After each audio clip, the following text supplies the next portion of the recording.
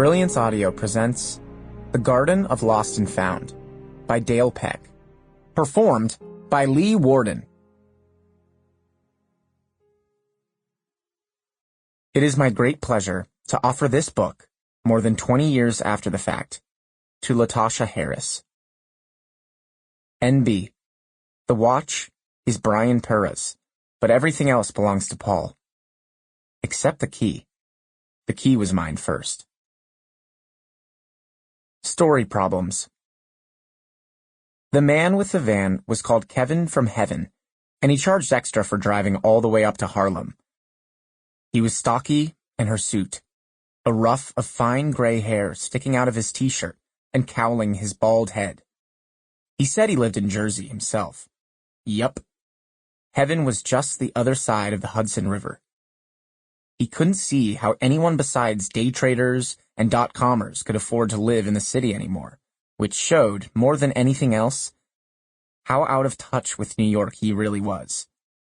The back of his van, where Claudia and I rode, was dry and hot and empty, save for several blankets and nested boxes and a few dented beer cans.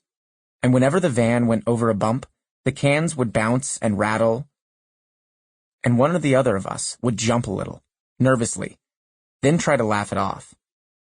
There were a lot of bumps between Dutch Street and 137th. As soon as we entered her father's house, Claudia sent off down the hall. But Kevin from Heaven lingered in the foyer doorway. Shit, he drawled theatrically, and a long, low wolf whistle gambled down the hall like a lapdog chasing its mistress. But Kevin from Heaven surprised me with what came out of his mouth next.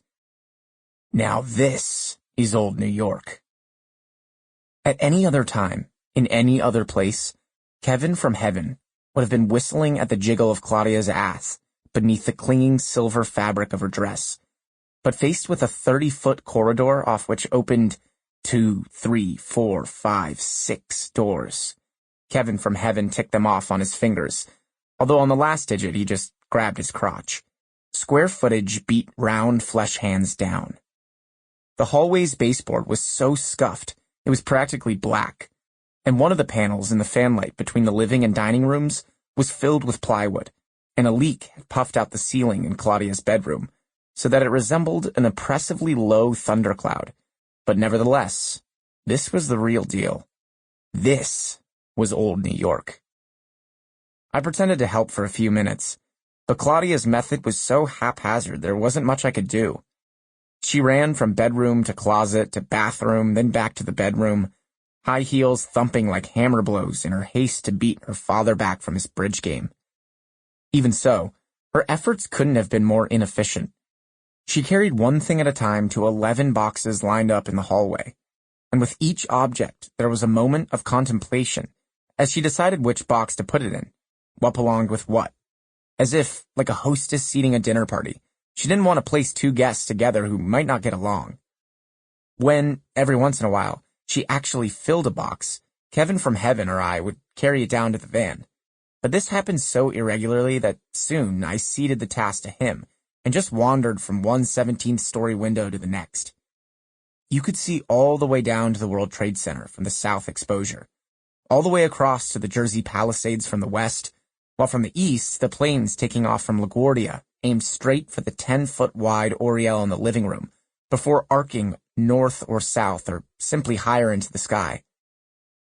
The chair from which Claudia's father took in one or another of these views had a shot cushion augmented with a rump flat stack of pillows, and beside the chair, a copper washtub, green as moss, held a mixed stack of New York Posts and Amsterdam Newses.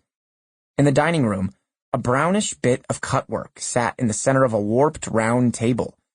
In the foyer, a tonnet coat tree had been pushed into a corner, as naked and lonely as a hanging skeleton in an anatomy lab. And I mean, sure, it was all a little Miss Havisham, but it was hardly tragic.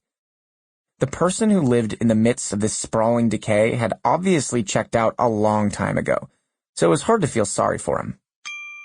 Sample complete. Ready to continue?